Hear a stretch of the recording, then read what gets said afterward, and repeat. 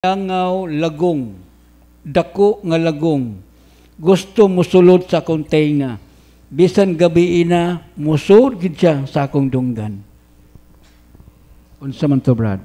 Unsa man to? Lagong. Bitaw, ingani ha, kami diri sa office, tudluan mo na mo nga dili maayo nga i-spiritualize tanang butang. Ayaw ninyo hatagig kahulugan ang tanang butang, makita kag iring itom sa adlawng Bernes malas. Interpretation of omens mana, interpretation of omens and lot, divination na siya, sa na siya.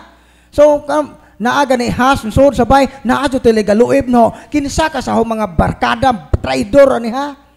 So kana may hatagan ni mog meaning tanan aron mawa nang imong kaguol o kabalaka. Ayaw na hatagig meaning.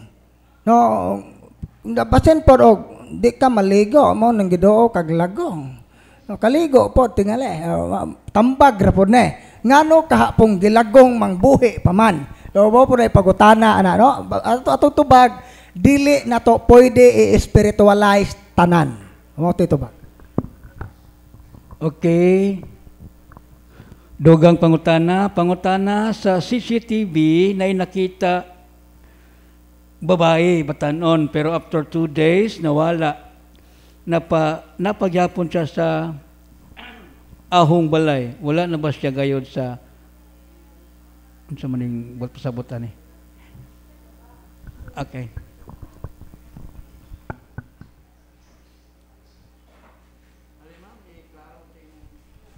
So, basin infestation ang pasabot ato Bro Leo? Unsa man ni CCTV nya? Ahong isulti dere. Sir, ang among balay nagawan mi CCTV. Unya pagbutang na namo nakita ang babae sa among CCTV. Unya after 2 days giotro na pud na sige man namo kay gipa kuan man namo upat man among gikuha nga box ba para sa CCTV sa gawas duha sa duha. Unya nawala na siya karon. Nagpabilin ba gihapon na siya sa among balay unya wa na nagpakita. Okay, so para gyud na masiguro kung infested pa ba yung balay kana kay naay nakitaan nga sign nga naay mga manifestation through CCTV. Nga naay nagpakita na kalitra pod og kawa sa record bisag sa sinugdan nakuha sa record na nawa ra kalit. So posible nga infested ang balay. So aron pa siguro i-deliverance ang inyong balay. No, gamita ang deliverance prayer para sa inyong balay kay kung naa man gani na nagpabilin mulayas yun na. Kay ang yawa dili gyud na sila mulayas kung dili sila palayason sa ngalan ni Kristo. Akong balikon unsay makapalayas nila ang makapalayas sa yawa ang gahom sa Ginoo o ang otoridad sa Ginoo. Mao na nga gamito na to ang pag-ampo sa simbahan, a prayer of the church, palayason sila through deliverance prayer.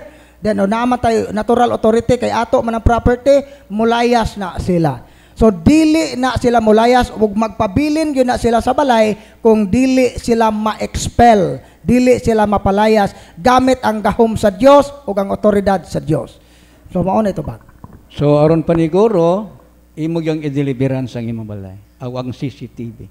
Okay, dugang pangutana Brad, sala ba kun ang imong akong crucifix or rosaryohan nabinditahan na sa pare pero gahapon akong ipagbinditahan ni Father Darwin. Bawal ba akong gibuhat, Brad? Actually, dili siya sinful, dili siya dautan, dili siya sala. So, posible nga, ang ibutanta kon ang previous nga blessing is ordinary blessing. So, kagahapon, na blessingan siya utro extraordinary blessing. So, wala mawa ang iyang blessing, wala na magpasabot nga invalid ang unang blessing. Pero dili wa po na magpasabot nga dautan ang imong gibuhat nga imong gipablessingan. So okay ra siya. Okay, nindot sa ning mga experience nila. Pangutana. Sa una, buhi pa akong nanay. Sige kog damgo nga mag-uban mi. Permi. Unya, mga 2 to 3 months ang milabay namatay siya. Unsay buot pasabot. Kay karon ra ba, sige kog damgong mag-uban mi sa akong bana, nya kalit ra siya mawala. Pangitaon ako siya, hindi na ako siya makita. Mauni akong gikadlukan. Basin simbulot, mawala na pud akong bana, makita pud nako ang naay babay, wako kaila, unsay pasabot. Okay, na-apel gihapon na siya sa interpretation of Omen and Lot na mga meaning sa damgo. Nya sakyan ra ba do na sayawa og motuo ta?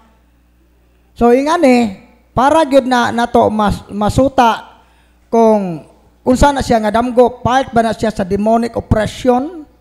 Oppression ba na?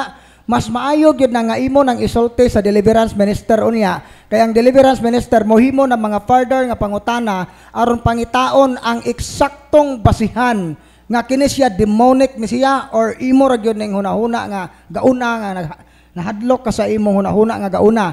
So ato pa jud nang i-check pa na nato, i-double check jud na nato tanan kay aron dili ta masayop pag-diagnose kay ngano man kalag sa tao o kaluwasan nato ani ang nakataya. Mao nga careful kaayo ta sa pag-diagnose sa ingon ana nga mga kaso. Mao titubag. Okay, time check 11:35. Dugang pangutana Brad, English version. What is the purpose of the salt pot in a 5-corner in a room? 5 ka kanto kuno Brad ang yang kwarto. Usa ko na hinungdan nganong butangag asin ang kada kanto sa kwarto. What is the purpose of the salt? So unsay purpose? Wa man na magpasabot nga gikinahanglan gyud. Nga kinahanglan gyud nga ang tanang kwarto na ay holy salt. Pero ngano man nga ato man ang butangan, hinumduman nato nga kanang holy and exorcised salt diya sa 2 Hari kapitulo 2:21 po no? O 12. No, ang kuan ana nga si Prophet Eliseo nga gigamit niya ang salt aron pagtangtang sa katong naay atabay nga naay hilo nga usigon sa moinom ato mamatay. So mao to nga iyang gigamit ang mao nga salt para pagpalayas sa mga espiritu nga nakapakos sa infestation o naghatag og kamatay sa mga tao. So sa sama nga paagi, giallow sa simbahan ang paggamit og holy salt ug ang pagampo sa simbahan, ang intensyon o pagampo sa simbahan maoy nakapa-effective ana.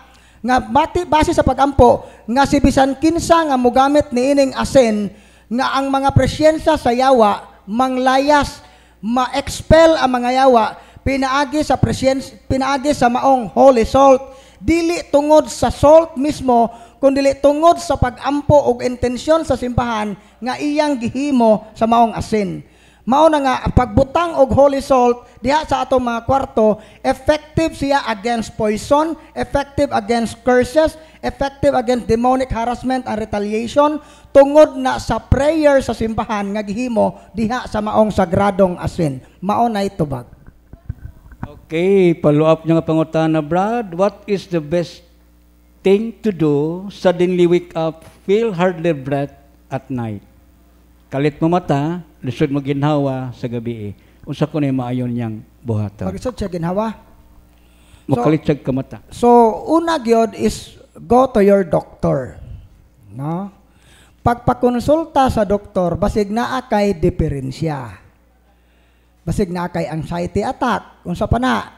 No, mas maayo gyud nga i-consult sa doktor sa lagi giingon na nako dili nato pwede i-spiritualize tanan. No, dili pwede. Nya karon aron safe is ayaw ka to nga di ka magampo. Mas maayo gyud nga magampo ta ug sa atong pagampo atong pangayoon sa Ginoo nga iya tang bantayan, labi na magampo ta sa atong guardian angel nga bantayan ta niya sa atong pagkatulog kay kung matugot ta mao na pinaka-weak nga part nato. Mao na nga pwede tang harason sa yawa anytime kung watay protection. Mao na nga importante gid ang pagampo sa dili pamatog. Mao na makuha tag holy oil, kurusan nato ang atong agtang, kurusan baka nato atong dughan kay kun pananglit demonic harassment ning akong pagpalpitate nga maglisod ko ginhawa, haplasan ako nig holy and exorcise oil kay aron ang yawa dili makahilabot sa akong dughan nga aron dili na ko niya maharas. Kung bisan sa imong pagampo o naggamit ka mga sakramento, pwede ka mag-deliverance sa imong balay, imong kwarto before ka matog, mag-self-deliverance ka, pwede nimo na himuon. Pero human nimo sa mga gitawag atog mga spiritual practices, naagi hapon na siya nga mga kahasol, panahon yun na nga budol kag doktor. Mao na nga i-combine na to ang spiritual remedy o ang natural remedy sa mga doktor. Mao to ito ba? Okay, alang sa regular nga paggamit sa sacramentals base sa atong faith, kung amoy black nga handbook, page 232, ang title, Blessing of Sacramentals. Basahan ni, tudloan mo unson paggamit sa sacramentals direct. Okay, dugang pangutana, Brad, pwede ba ang haplas nako, Brad, nga oil akong pablesingan? Haplas ko niya, Brad, panalitan, ipikasent, or unsang haplas. Ya ko nung pablesingan, pwede ba ko nung pablesingan?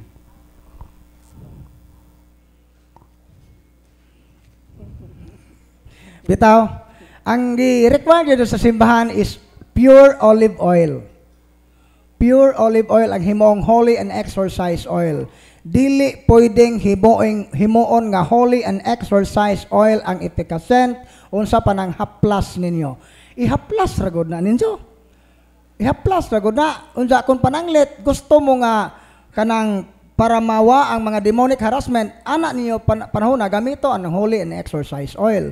So dili niyo pwedeng usahon na siya nga kini na lang akong ipikasent mo aron all purpose ba muratag mindset og tambalan. No, tag mindset o albularyo aron malikayan na siya nga magguba ang katuyuan sa simbahan. Mao na nga og unsay gi-required mao ra gyud to. Unya naman although na blessing sa medicine kanang mga tingali na appeal na tali ng medicine ng kanang naay pero iduol na sa inyong pare nga Father na may blessing para sa medicine, pwede ba ko nga ipa-bless ang akong matambal dili na kay himuon siyang sacramentals kung dili nagpaampo ta sa pare nga kini nga mga tambal himong instrumento sa Ginoo nga maayo ang akong sakit, pwede siya. Pero dili gyud na siya pwedeng himong holy and exorcise oil ang iyong haplas nga efficacent. Mao to bag. Okay, murag duda na ako na, Brad, ilan ang gibase sa blessingan ng sakyanan og motor. Murag mo na akong pasabot. Okay, last but not the least, time check, 11:45. 11:40. Mangutana lang ko, Brad, unsay pasabot sa damgo nako bahin sa demonyo, naglingkod yun tupad nako. Nya gigunitan na akong kamot. Wala lang ko nahadlok, nagpiyong lang ko, nangadji kog Our Father, pagmata nako, Brad, nawala siya. So kami dire wala gyud may hubad sa damgo. Dili may mo interpret og mga damgo kay kana supak so na sa pagtulunan sa simbahan. Interpretation of omen and lot. Kung pananglit ang usa ka tawo makanunay magdamgo kanang lucid and vivid dreams, kanunay magdamgo ha nga murag tinuod inig mata niya detalyado di mawa sa iyang memory ang maong damgo murag yung tinuod o di ba kaha gi-rape siya siyang damgo nay nakig-sex niya sa damgo pag mata niya gahubo na siya nanay mga lama, so posible yun nga demonic harassment. Mao na nga isulti na sa deliverance minister unya kana nga mga damgo kung unsa frequent ba na, panagsara ba na, unya naabay mga harassment, usa pay ubang nga mga additional nga harassment na nahitabo sa damgo para ma-discern nato nga ang maong damgo demonic in origin o natural ra siya. Pero kung unsay interpretation atong ning tapad ang yawa, wala may interpretation sa mga ingon ana nga damgo. Mo titubag. Okay, so muna na kanindot sa pangutana kay giklaro gyud. Katapusan na lang ni matod pa niya, Brad, sincere siya sa iyang anak. Brad, inahan, pwede ba mo exercise sa anak? Unsa may requirement sa inahan? Like, kinahanglan ba siyang nasa state of grace, mukumpisal, o unsa pa man niyang buhaton para ma-exercise niya ang iyang anak? So, og naminaw, tingali mo ganiha, ako lang ibalik ang akong talk, no? Basin og paspas na to, bawa kayo masabte. So, ang inahan, ato ning klarohon nga, ang prayer nga imong gamiton is deliverance prayer, dili tong exorcism prayer. Kaya ang exorcism prayer, solemn o simple, mga pare ray makahimo na. Ang ato rang mahimo is deliverance prayer kana sa handbook. So mo na nga sa stricto nga pagkasulti dili prayer for exorcism ang atong himuon, deliverance prayer. Ang inahan pwede maka-deliverance prayer sa iyang anak sa kondisyon nga maong inahan naa sa state of grace, na sa estado sa grasya kay lagi mapalayas nato ang yawa gamit ang gahom sa Ginoo ug ang pakigambit sa maong gahom mao ang grasya. Kung wala ta sa estado sa grasya sama nga gipalayas nato ang yawa gamit atong kaugalingong gahom, di ta mo lampos ana. O we must be in the state of grace. Unya situit nga naadjud ka sa magpractice ta kining gitawag natong mga Christian virtues.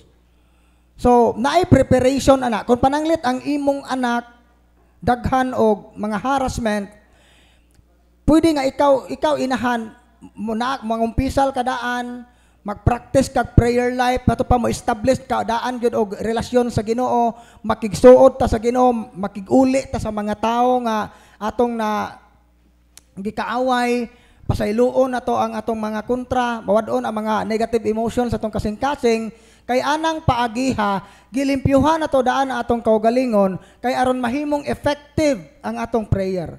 Kay kung dili ta prepared spiritually, naay tendency nga iharas ta sa yawa, kanang gitawag og demonic retaliation. So last na ni nga pangutana gyud ha nga kanang mura man gud ang mga pangutana ron kay murag diha na ning supot nga kanang hapit tatamuman. Last na bro kay oras na ta. Napatay isa. Okay. So